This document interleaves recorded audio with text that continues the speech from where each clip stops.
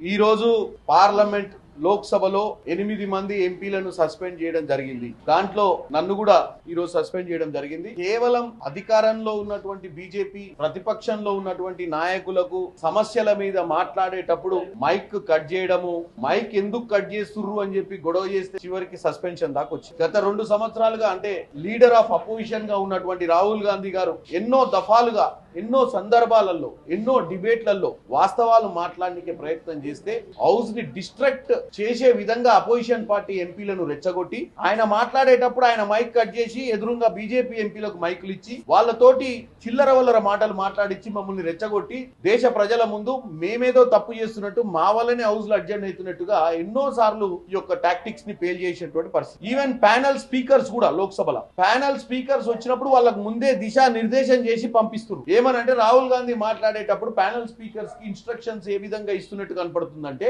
ఆయన మాట్లాడేటప్పుడు ప్రతిసారి డిస్టర్బ్ చేసి సబ్జెక్ట్ మాట్లాడు, ఇది మాట్లాడకు, అది మాట్లాడకండి. ఈ రోజు ప్రజలు మమ్మల్ని గెలిపించి పార్లమెంట్ కు పంపించింది ప్రేక్షక పాత్ర వహించనికే కాదు, ప్రజా సమస్యల మీద తప్పులు జరిగినప్పుడు గొంతెత్తి మాట్లాడటానికి మమ్మల్ని పార్లమెంట్ కు పంపించారు. కానీ మేము నిజాలు మాట్లాడే ప్రయత్నం చేసిన నరేందర్ మోడీ సరెండర్ మోడీ ఏదైతే నరేందర్ మోడీ ట్రంప్ కు సరెండర్ అయిన విషయాన్ని మేము మాట్లాడుతుంటే వాళ్ళకి అవి నచ్చవు. ఎందుకంటే దేశ ప్రజల ముందు వాస్తవాలు బయటకు వస్తాయి. ఈ రోజు రాహుల్ గాంధీ గారిని ప్రెసిడెన్షియల్ స్పీచ్ మీద జరుగుతున్న డిబేట్ లో ఆయనకి ఇవ్వాల్సిన 30 నిమిషాల సమయం ఆయన మాట్లాడుతుంటే ఆయన మైక్ కట్ చేస్తే మేము మైక్ ఎందుకు కట్ చేసిర్రు అని అడిగినాం. ఆయన మైక్ కట్ చేయడమే కాకుండా నెక్స్ట్ స్పీకర్ కి ఇచ్చేసిర్రు. అంటే నువ్వు మాట్లాడాల్సిన అవసరం లేదు, కూర్చో అన్నారు. ఒక లీడర్ ఆఫ్ అపోజిషన్ కి ఈ రోజు విలువ లేని పరిస్థితికి వస్తే మేము పార్లమెంట్ సభ్యులుగా ఎలా చూస్తూ ఊరుకుంటాం? మేము స్పీకర్ గారి దగ్గరికి వెళ్ళి స్పీకర్ గారిని మీరు రాహుల్ గాంధీ గారికి తిరిగి మైక్ ఇవ్వాల్సిందిగా కోరాం. కానీ స్పీకర్ దానికి ఒప్పుకోకపోవడంతో మేము స్పీకర్ దగ్గర పోవడానికి ప్రయత్నం చేయడంతో